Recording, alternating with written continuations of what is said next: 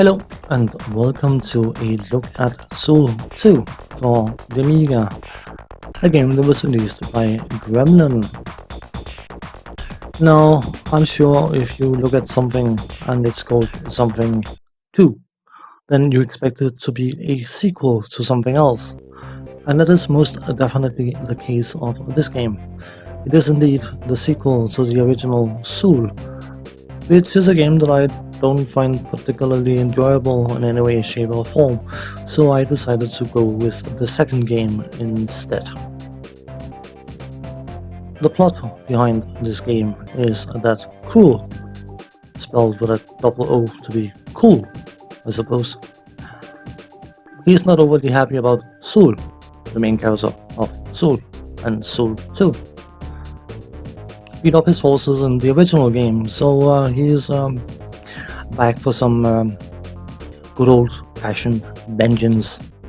But of course, he's too big and bad to do things like that himself, so he just sent out his mega monster morphing minion mental block, and his orders are to make life miserable for Zool and the nth dimension, which is where this game takes place in general. So we can't have that. That would be naughty nasty, and that would definitely kill out any potential sequels, which never appeared. So of course Zool is sent out to prevent Cruel and his gang from having a cool time. What is distinctively different in this game compared to the first game is the fact that you have two characters you can play. You can play as Zool, of course, or you can play as Zeus, which is a female ninja thing. Gender representation is always nice, so that's a nice little touch. But Zool or Zeus need to navigate several different levels and picking up an awful lot of objects in the process, and eventually giving Cruel a good old spanking. Plot-wise, I suppose this is not exactly the thickest plot you can find, but it's par for the course for the average platformer, so it will do. Each level is filled with objects, enemies of course, and objects you can pick up in general, but we also have some special icon things which I'm not going to name because I'm not going to give the product a free plug. But if you break them open, they will contain bonuses of various different kinds. It can be smart bombs, which are actually smart bombs because you drag them around with you, and you decide when you activate them instead of just popping them on the spot, which is a nice little touch. You can also get a duality mode where you have a shadow of yourself fighting alongside you, and you can gain invisibility, which of course is useful as it prevents you from losing health. On top of that, you can also get health, which is even better than a kick in the pants, I suppose. But the main objective is to gather 99% of all pick-upable objects, if there's such a word. There's now. Even though that seems a bit excessive, it is, in my experience, not an accurate number because there seems to be a lot more than whatever the game has defined is being 99%. But anyway, once you have collected those objects, you need to find the exit and move on to the next stage.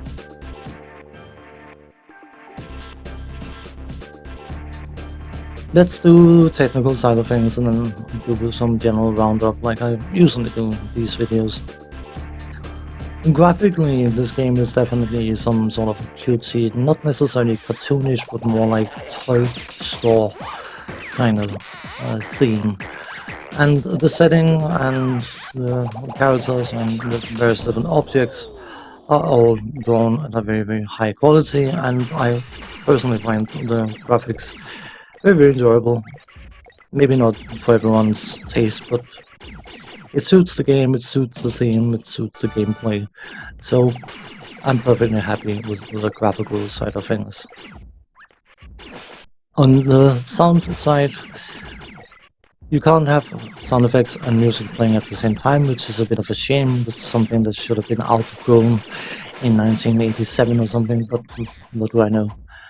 Regardless, the sound effects are very, very satisfying and enjoyable. My personal favorite is definitely destroying enemies, because it sounds like a plate smashing kind of thing. And the quality in general is very high, and sounds suit the game perfectly well. Nothing stands out as being annoying, even though you end up listening to certain sound effects quite a lot. When it comes to the music, the title tune is funky and silly funny, not silly stupid, which makes it very, very enjoyable and is definitely a highlight of this game. The music in general is of a very, very high quality, and if you enjoy the style, it is very, very easy to get immersed in the music. Maybe not, whatever. You know what I mean. Stuff. The controls are what you would expect them to be: up, down, left, right, all that good stuff. But of course, being a spiffy ninja, you also have some spiffy ninja moves you can make use of. If you run into a wall and hit the fire button, you can do a backflip sort of thing in order to gain some height. Not particularly useful in earlier stages, but will likely show its usefulness later on. If you run into a wall and press the fire button while holding against the wall, you will start being able to climb the wall. And of course, if you have two walls opposite each other, you can do some wall jumping, climbing stuff. And it works perfectly fine.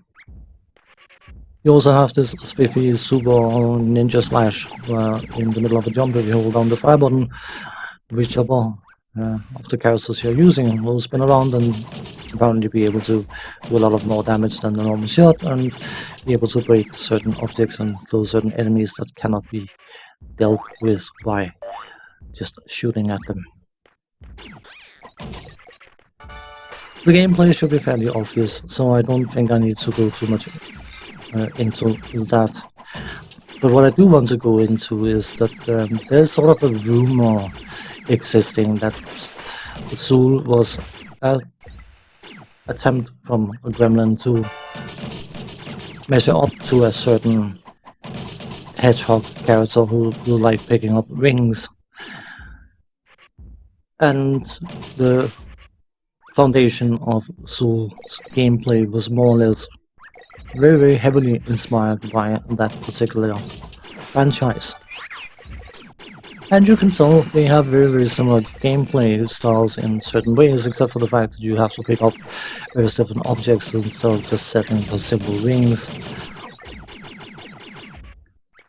But that franchise is trying to mimic is depending very, very heavily on momentum and speed. And while this game definitely allows you to build up a certain amount of momentum, it comes to a grinding halt from time to time. I know there's an awful lot of objects on the screen, and I know the screens can be very busy, and I can appreciate why the game comes to a grinding halt. But, of course, a momentum-based game losing its momentum is roughly equivalent to a Formula 1 car losing its engine mid-race. Yeah. Zool 2 is a good game if you like that style of gameplay, but you need to be able to tolerate that it comes to a grinding halt from time to time. If you can't, you're much better off looking elsewhere. But before finishing off this video, I will let you listen to the funkiest part of the title tune. And on that note, I'll say thanks for watching, take care, and see you next time. Bye bye for now.